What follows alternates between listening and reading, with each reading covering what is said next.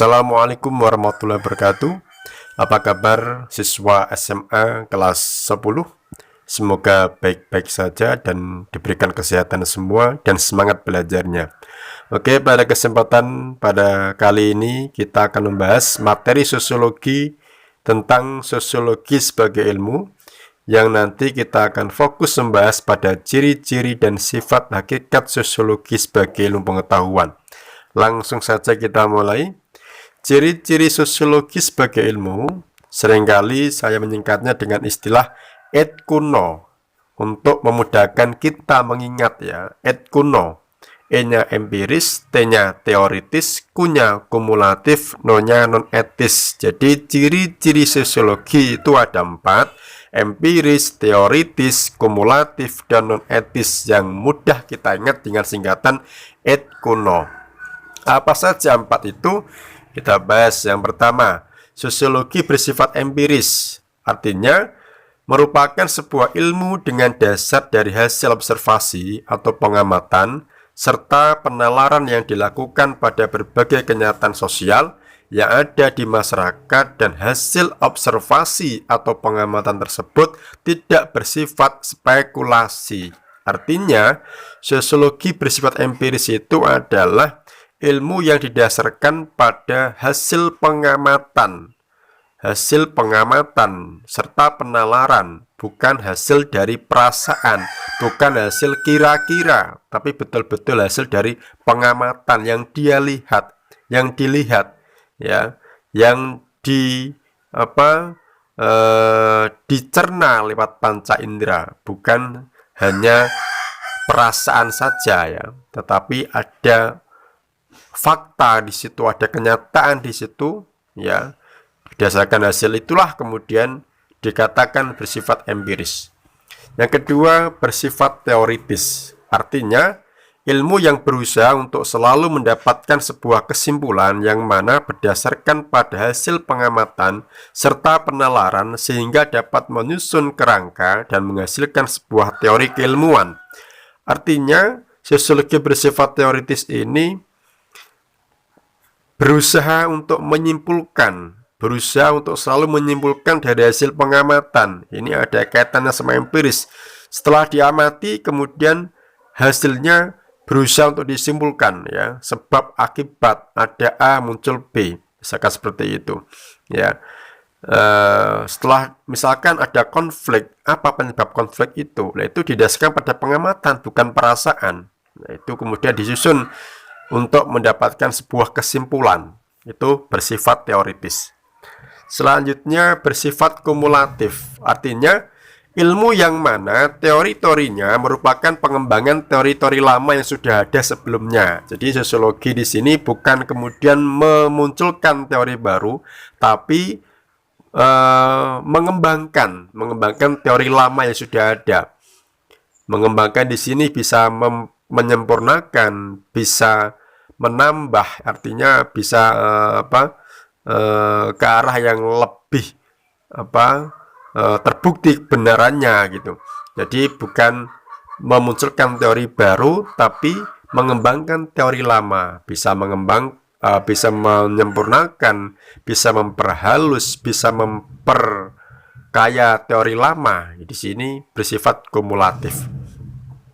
Kemudian sosiologi bersifat non-etis, yang berarti sosiologi tidak mempermasalahkan mengenai baik ataupun buruknya fakta yang ada, namun lebih mementingkan mengenai penjelasan fakta-fakta tersebut apa adanya dan secara analitis.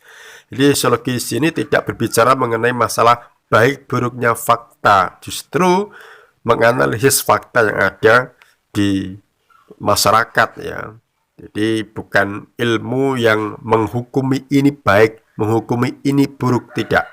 Misalkan ada ketimpangan sosial, sosiologi bukan menghukumi itu buruk, kemudian di selain itu baik, tidak, tapi justru menganalisis kenapa terjadi ketimpangan sosial, kemudian mencari solusi ketimpangan tersebut. Itulah sosiologi, bukan menghukumi baik ataupun buruk. Oke.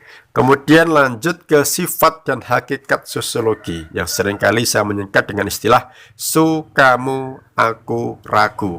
Jadi singkatannya su, kamu, aku, ragu. Agar apa? Agar kita mudah untuk mengingatnya. Sunya ini sengaja saya buat su, artinya di sini adalah kepanjangan dari sosial.